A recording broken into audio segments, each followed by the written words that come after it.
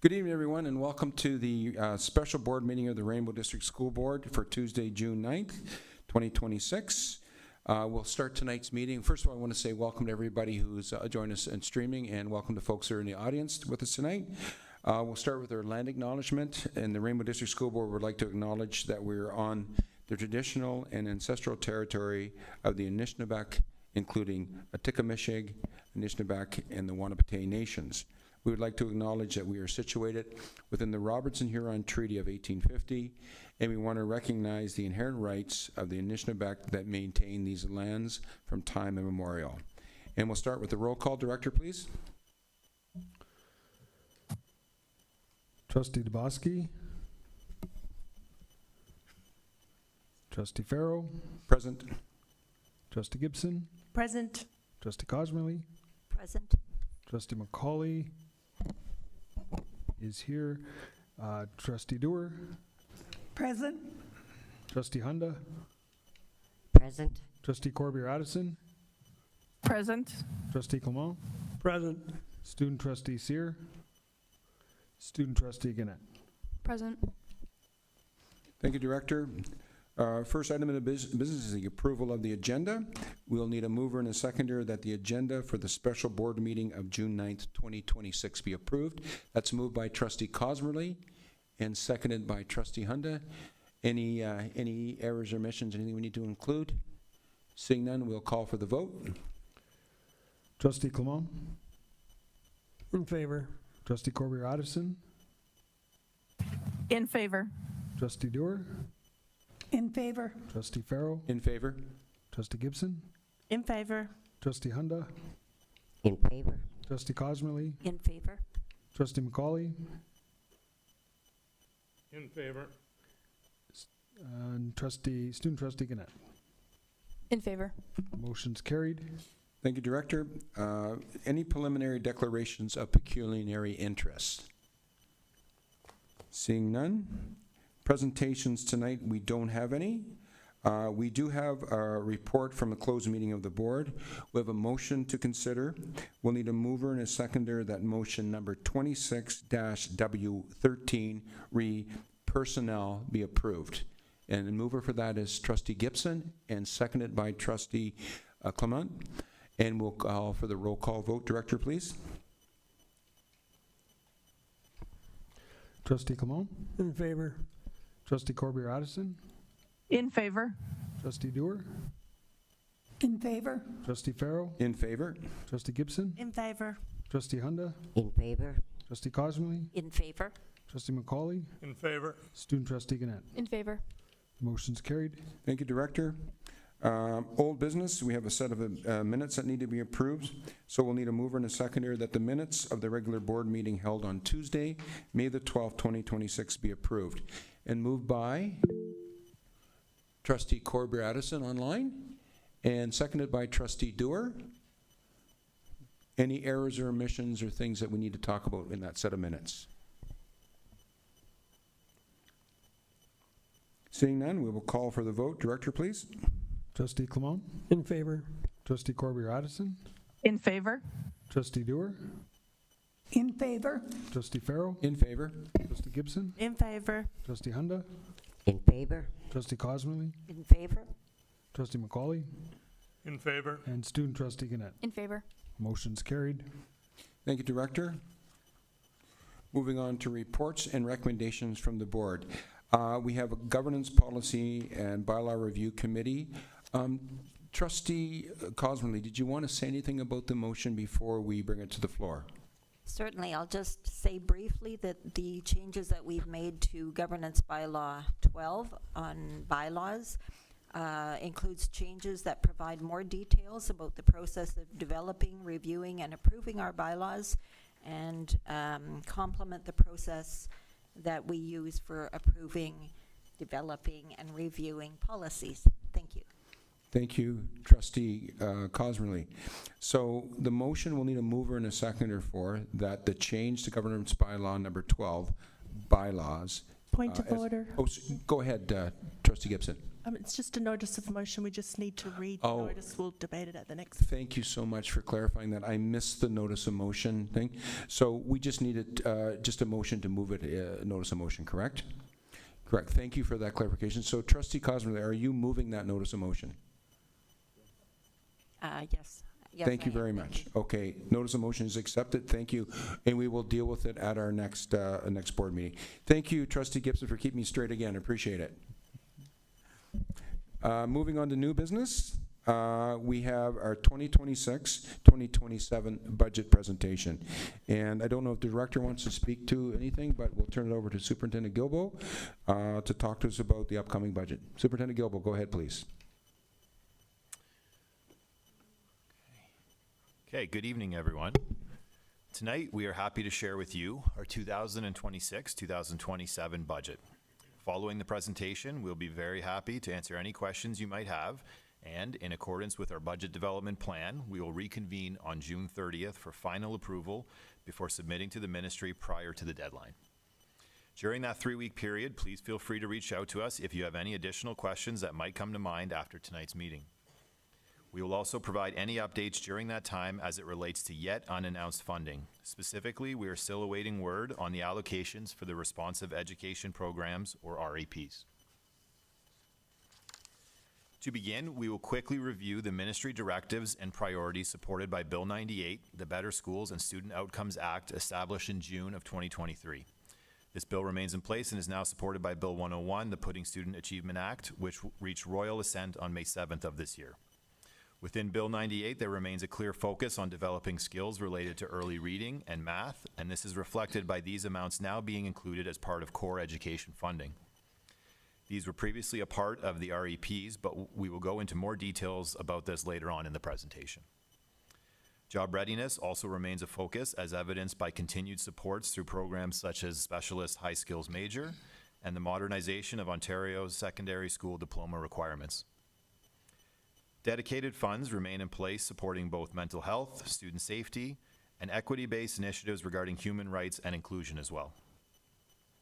Special education is defined by a dedicated pillar within the core education funding, as is student transportation funding, which is now in the 4th year of the new funding formula, with some changes I will outline a little bit later in the presentation. From the capital perspective, the focus continues on building schools faster, with no changes to the application process or assessment criteria for capital priority submissions.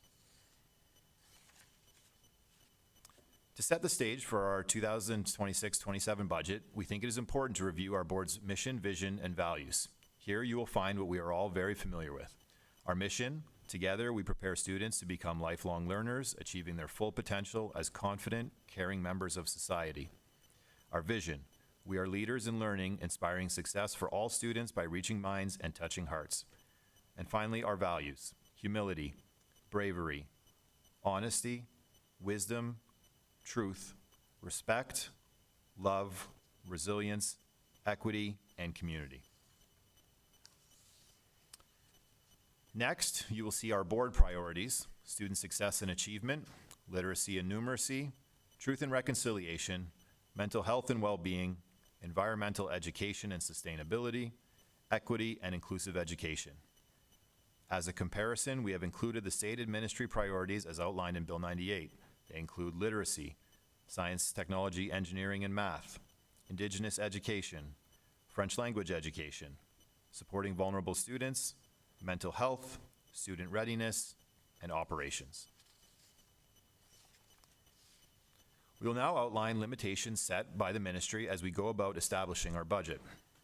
The funding provided by the ministry does allow certain flexibility that allows us to allocate funds to our greatest areas of need with the following limitations: that curriculum and programs are delivered as prescribed by ministry directives, that class size targets are met within all schools, that special education funding is spent on that very purpose, and any unspent funds be placed in a special education reserve to carry forward. That funding intended for major repairs and capital work of our school facilities be used for that purpose, and similarly, any unused funds placed in a capital reserve. Compliance reporting remains in place, along with transportation funding that ensures that this is in line with expectations. Similarly, funding for school board administration and governance shall not exceed the compliance threshold, and that funding under responsive education programs must be used as prescribed. There is an expectation that budgets will balance. In the event there is a projected deficit, the use of reserve funds can be utilized, limited to the lesser of the accumulated surplus balance and 1% of the board's operating revenue. Board approval is still required for this type of projected deficit, with ministry approval required for any amount beyond these limits. We are pleased to share that we will not be presenting a deficit budget this evening, and there will not be any need for an in-year deficit recovery plan. The following criteria is consistent with historical board practice as to the process we undertake when initially developing the following year's budget.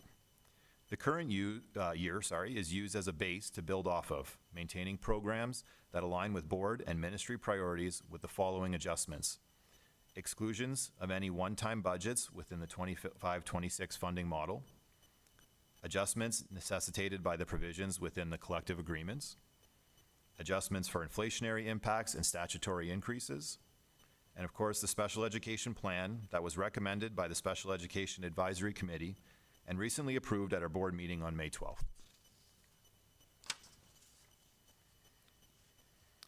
Here, you can see our predicted average daily enrollment for the 26-27 school year, with a total figure of 14,022.5 ADE. Approximately 222 less students than we had at revised budget, which was the October 31st count, October 31st, 2025 count.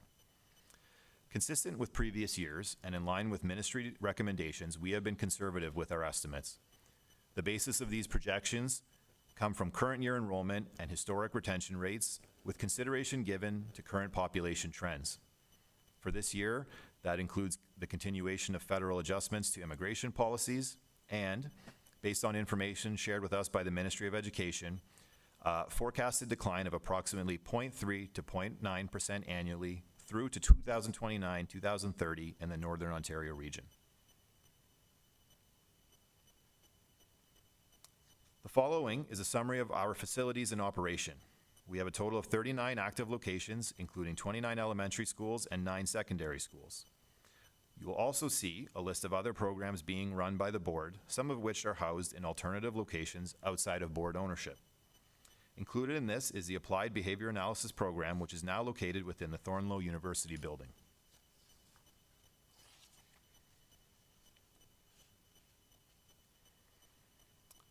I'll now go over the 6 pillars of the core education funding.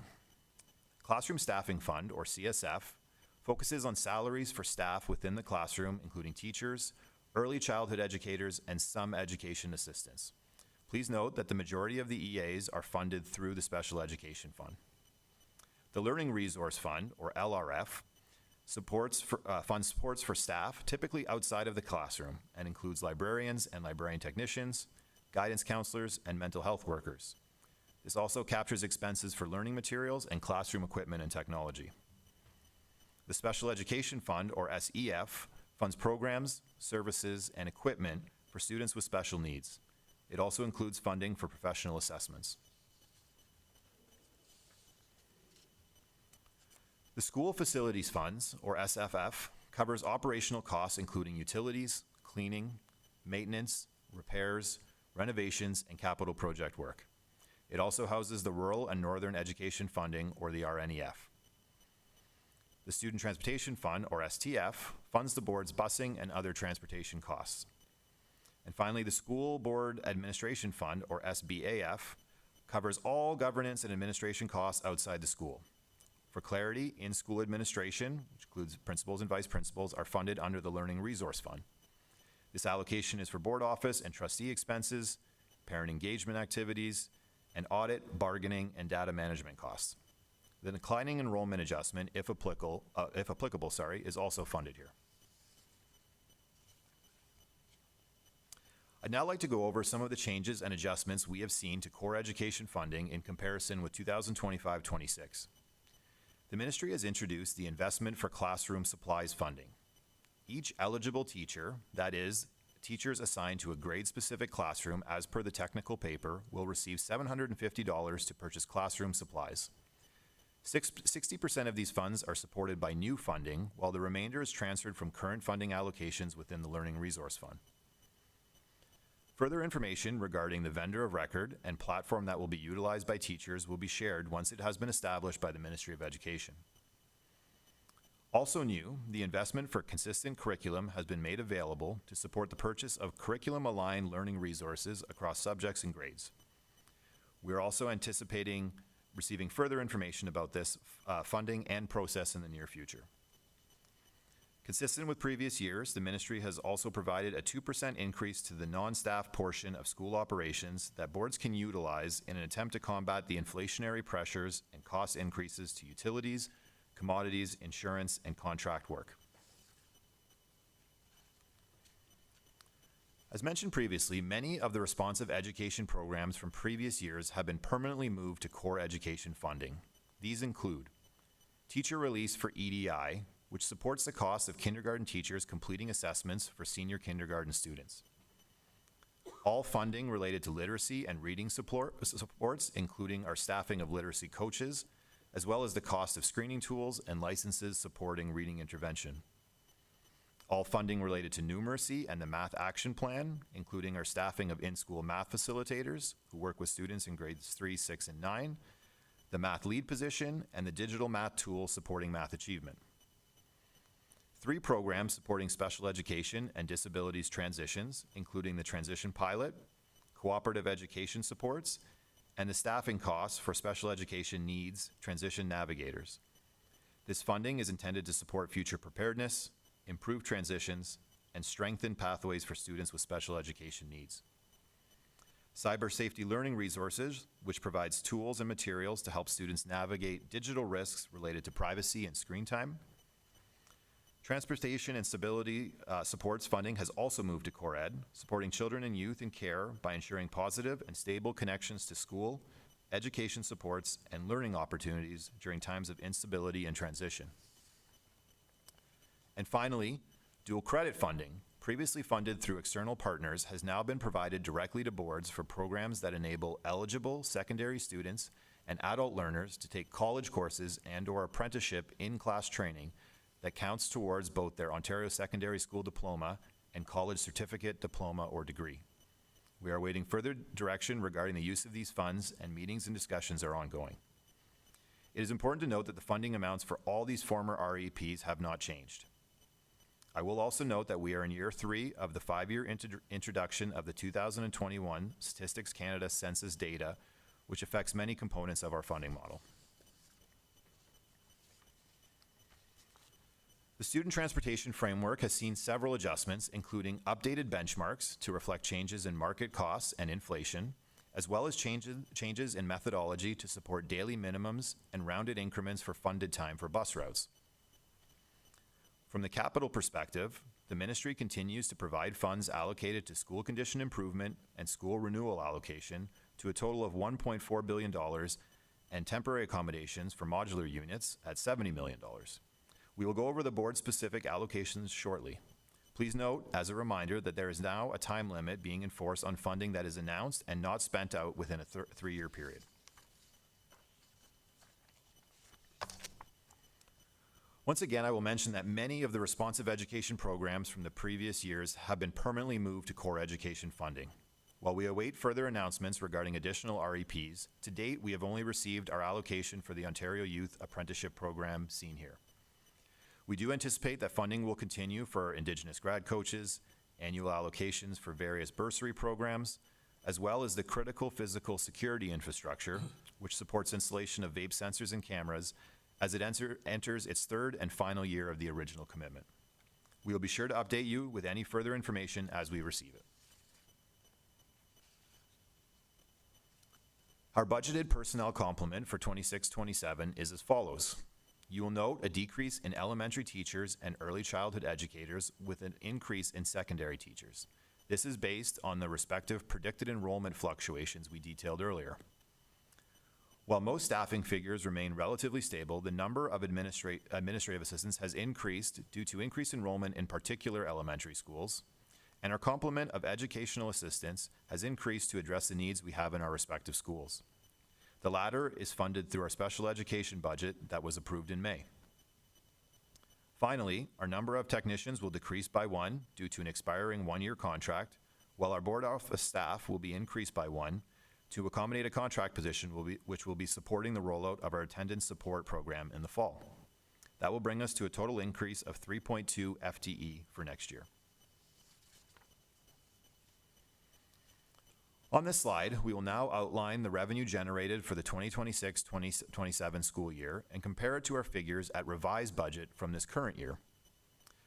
Predicted enrollment coming in slightly lower than at revised means we see a small decrease to classroom staffing, whereas learning resources sees an increase based on the inclusion of the previously mentioned investments for classroom supplies and consistent curriculum funding. Special education funding is also affected by reduced enrollment, but there is approximately $130,000 worth of funding related to the care and treatment education program that is currently under review by the ministry.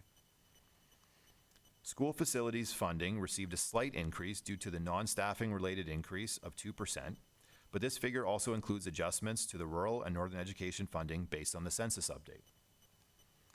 The transportation fund, which I spoke to a bit earlier, has increased based on benchmark adjustments and revised methodology in the simulation that determines funding. Overall, we are still seeing a slight deficit in this funding envelope, but we remain engaged with the ministry in discussions regarding these challenges, along with the consortium and our coterminous boards. Overall, we are seeing an increase in core ed funding of just under 1%. Capital amounts for school renewal have decreased due to a reduction in our temporary accommodation funding, while school condition improvements have remained stable. Under the other column, you will note a decrease in funding under First Nations and Indigenous Services Canada as we adjust for the revenue we are no longer receiving through Jordan's Principle. We did not make any adjustment during the 25-26 year as we were unsure of what impact these changes would have. Under miscellaneous, we have a slight decrease based on estimates related to interest revenue. However, our projected cash balances have allowed us to budget for lower debt charges as seen above. The REPs we went over earlier are also referenced here, and I'll mention again that we still expect to hear about further commitments in the near future. And finally, we look at the use of reserves and deferred revenue utilized to balance our budget. Special education is utilizing approximately $3 million from its specific reserve to balance that envelope budget. School Focus Initiative money is being utilized as approved for the operation of the Welcome Center. While we expect to pull from reserves from within both the mental health and Indigenous education reserves to further support our students in the 26-27 school year. You will note that the adjustment to the accumulated surplus balance is a positive or surplus balance of approximately $280,000. With adjustments for committed capital projects and school budget reserve spending, our actual projected compliance surplus for the 26-27 school year is $5,249. That is the amount that we will be putting forward for approval in 3 weeks' time. Again, that surplus figure is $5,249. We will now take a look at expenses by object for the 26-27 budget. Traditionally, salaries and benefits make up 75% of the board's expenses, and the same is true in this year. The small increase relates to average salary adjustments, sick leave costs, as well as the increase in personnel of 3.2 FTE. The supply and services line is showing a decrease when compared to revised budget, as we have adjusted spending in the current year, which utilizes existing reserve budgets that we do not anticipate will be available next year. The decrease you see in capital spending is due to the spending of renewal money that was projected as a deferral of $4.3 million at the time we presented a revised budget. We do anticipate spending the majority of our 25-26 capital funding on projects this summer, and the same in the summer of 26-27. The transportation budget is captured within the fees and contracts portion, where we have continued to work with the ministry on optimization of routes to create savings wherever possible. Other costs include legal fees, courier contracts, audit fees, and our insurance premiums. The debt charges are associated with our loans for capital projects from the ministry and the Ontario Financing Authority and continue to decrease as we are paying these down. And finally, the association fees have been adjusted as per ministry direction, and the REPs known to date are represented on the last line.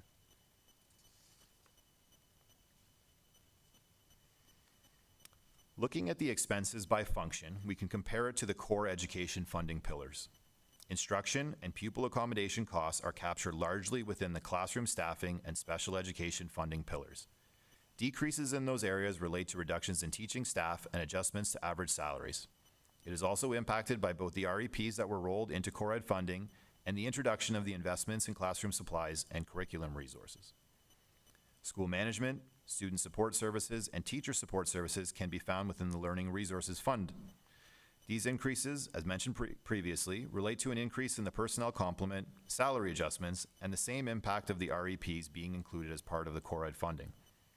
This is also true for the teacher support amount, continuing education, and the administration and governance portion. As outlined in that same chart, both transportation and administration and governance are reported separately, and both are compliant and well within the limitations set by the ministry. Finally, you will see the dates established by the ministry for future financial reporting requirements. As previously mentioned, the deadline for submission of this 26-27 budget is June 30th. Financial statements for the 25-26 fiscal year are due by November 13th, and revised estimates for the 26-27 budget must be submitted by December 15th prior to the holiday break. Our March interim reporting for the same 26-27 year are due on May 14th of 2027. Before I turn to any questions you may have, as always, I'd like to extend my heartfelt gratitude to a significant number of people that work very hard to put this budget presentation together. To our trustees, executive council, system principals, and department leads for their invaluable input and contributions. To Natalie Musso and the facilities team for all their work in capital planning for our projects in the summer. To Tiffany Hayes and the Human Resource Department for the tireless work and staffing for the 26-27 school year. To Nancy Chiquetto, who is here with us this evening to help answer questions, and the Finance Department for many hours of input required to establish this budget. Truly a team effort, and we are very pleased with what we have presented to you this evening. And with that, I'll turn it over if there are any questions. Thank you, Adam, for that. Any questions from trustees? Trustee Cosmerly. It's not a question, just a statement. It's nice to see that we will not be in the same position as many boards that are laying off staff. We've always been very conservative, I think, in terms of our numbers, so I appreciate that that's the situation here. Thank you. Thank you, Trustee Cosmerly. Anything further? Trustee Hunda. Again, no questions yet, although you know me. After I go through this, I may come back to you, but I just want to thank you, Adam. Thank you for all the work that you guys do. The numbers came in late, it's scurrying around and still waiting for numbers, and I don't think that that gets enough attention. That leaves a lot of pressure on you, especially when you have dates that are so steadfast. So I want to appreciate that. How much I appreciate you for that, but I also, I guess most importantly, is that here we are balanced again. In all the years that I've sat here, we've never had an unbalanced budget, and I'm really pleased to see that we have been able to keep all our special programs that we, as a board, all send you back to fund because they are so important to our students. So again, I want to thank you very, very much. I do realize how much work this is. Thank you, Trustee Hunda. Anything further? So, Adam, from all of us, and please tell your team how much we appreciate the work that's been done in a short amount of time to get this budget across the line. I too, like Trustee Hunda has said, having a surplus, a small surplus at this time is really bodes well for the future, because we know that it's a very conservative projection right now.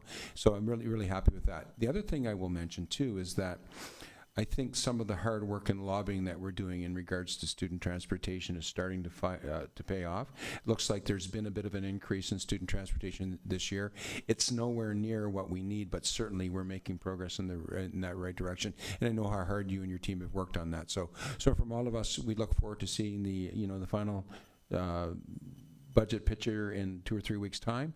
But just want to say thank you very much for the work that all of you've done, and this is very impressive. Thanks. All right, we'll continue on with the agenda. Notice of absence.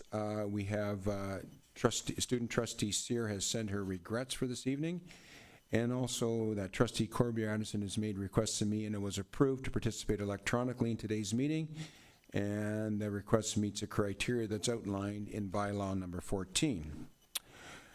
Now we move to the Chief Executive Officer remarks, so I'll turn the mic over to Chief Executive Officer Bourget. Thank you, Chair Farrow. I would like to start just by also joining in my appreciation and thanking Superintendent Gilbo, Manager Chiquetto, the Finance Department, Human Resources, the senior team, and everyone involved for the hard work in preparing this draft budget presentation for trustees this evening. As you know, the budget information was shared by the ministry in May, and the amount of work that's been done since receiving it to this point is a tremendous amount of work, and we thank everybody for the preparation that led us to today. I do have a small amount of administrative appointments and transfers I'd like to share at this time. Acting Vice Principal Jake Yupi is transferred to Algonquin Public School effective September 2nd. Sarah McDougall is appointed Acting Vice Principal of Churchill Public School effective September 2nd. April Fay is appointed Acting Vice Principal of Redwood Acres Public School effective September 2nd. Vice Principal Kim Reisinger is transferred to Walden Public School effective August 26th. Vice Principal Caitlin Angelhoff is transferred to Confederation Secondary School effective August 26th. And Vice Principal Amanda Norquay Burke is transferred to Lively District Secondary School effective August 26th. Just a few other remarks, Chair Farrow. Graduations have begun. Today, Superintendent Williamson and I had the privilege of attending a wonderful graduation ceremony at Mishko, and we all look forward to the upcoming celebrations of student success. I'd like to close by expressing our gratitude to our incredible team of principals and vice principals for their consistent leadership, dedication, and commitment throughout this school year. As we visit schools and attend the events, the energy and enthusiasm of our amazing administrators, that what they provide is so evident and appreciated, and we're so very fortunate to have such great people in leadership roles to work with. Thank you. Thank you, Director. Any questions for the Director? Or sorry, Chief Executive Officer, I should say. Seeing none, we'll move on to our next item on the agenda, the OPSPA representative, Trustee Cosmerly, please. And I have a number of things to share this evening. MPPs Jamie West and Franz Jelinas visited 2 Rainbow schools as part of OPSPA's Take Your MPP to School event during the week of May 19th. Thank you to Superintendent Danielle Williamson and to the staff and students of Westmount Avenue Public School and Redwood Acres Public School for making these visits memorable. Trustee Corbier-Addison is in discussions with MPP Bill Rosenberg's office for a school visit on the island. OPSPA held its annual meeting and program on June 5th. This virtual meeting began with an excellent review of Bill 101 by 2 lawyers from the law firm BLG, followed by a presentation on local advocacy and governing for the public good by Stephanie Donaldson and Shane Gonsalves. Recordings and slides from these presentations will be available on the OPSPA website very soon. At the annual meeting, delegates acclaimed Kathleen Woodcock, President, and Jan Johnstone, Vice President of OPSPA for the next 2 years. No policy resolutions or bylaw amendments were received prior to the meeting or from the floor, so the annual meeting moved along quickly. Stephanie Donaldson presented OPSPA's annual report, which is posted on the organization's website. Later that day, regional elections were held. For the Northeast region, Bill Steer was acclaimed chair, and Heather Whitley and I were acclaimed members of the Policy Development Working Group, with Marie Murphy-Foran acclaimed alternate. The vice chair position is still vacant if anybody wants it, as are our 2 seats plus an alternate seat on the Education Program Working Group. In other news, OPSPA has withdrawn as a member of the Canadian School Board Association, and finally, over the summer, OPSPA plans to begin a refresh of its strategic priorities. Thank you. Thank you, Trustee Cosmerly. Any questions on the report? Just once again, I wanted to say thank you very much to Trustee Cosmerly and Trustee Corbier-Addison for keeping a pulse on what's going on with OPSPA, and the work that they do at the provincial table is really beneficial to each and every one of us. So thanks so much for the hard work that you both do. We'll move now to student trustee.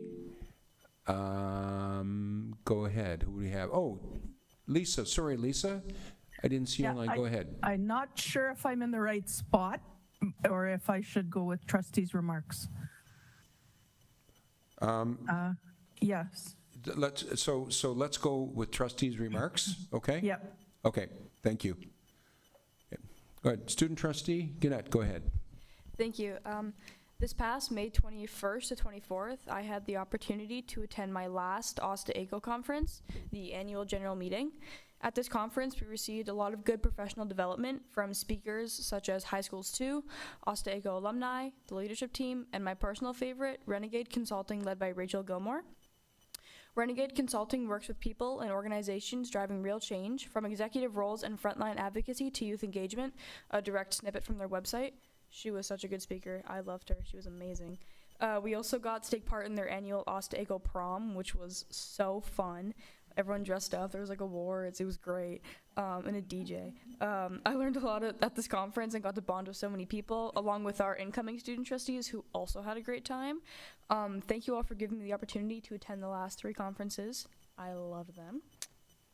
At our final student senate meeting for the year, we debriefed about our conference with our senators while enjoying some cookies that I got for them as a little treat for the end of the year.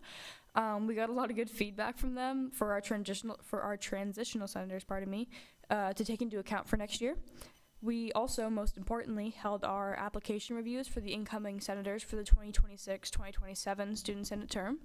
We had around 22 applicants, and although we couldn't take all of them, obviously, we have a few schools who were fully filled, which is incredible. The applications were all really well-spoken and amazing, and there really wasn't a bad choice for anybody. The Student Senate is definitely in good hands next year. The discussions between senators was really great to see. We got school-specific insight and really good opinions being shared at this last meeting for both the debrief and the application process. And the final coming together of the student senators will happen on Monday, June 29th, where we say goodbye to the graduates moving on, like me, and welcome the new senators to Student Senate. Thank you. Thank you, student trustee Gannett. Any questions on the report? Just a fantastic report. Thank you so much. And the enthusiasm, again, we can all feel it here. So thanks so much for your hard work. We'll move on now to trustees' remarks. Trustee Corbett Addison online. Hi there. Just a couple points. I did confirm that MPP Bill Rosenberg will be at Central Manitoulin Public School in MSS on June 11th, which is this Thursday. And we are still in the process of confirming appointments from the First Nations Inuit and Métis Trustee Council Liaison, which is part of OPSPA, but I'm hoping to get on the education program work group from that organization. Thank you, Lisa, for that. Any further trustee comments? Trustee Cosmerly? I want to give a shout out to Espanola Secondary School, Confederation Secondary School, Queen Elizabeth II Public School, and C.R. Judd Public School. They are this year's winners of the Energy Beacon Awards. This past February, all Rainbow schools were challenged to save as much electricity as possible during that month. After comparing schools' results to their averages in 2025 and the 4 years before that, these 4 schools were declared this year's winners.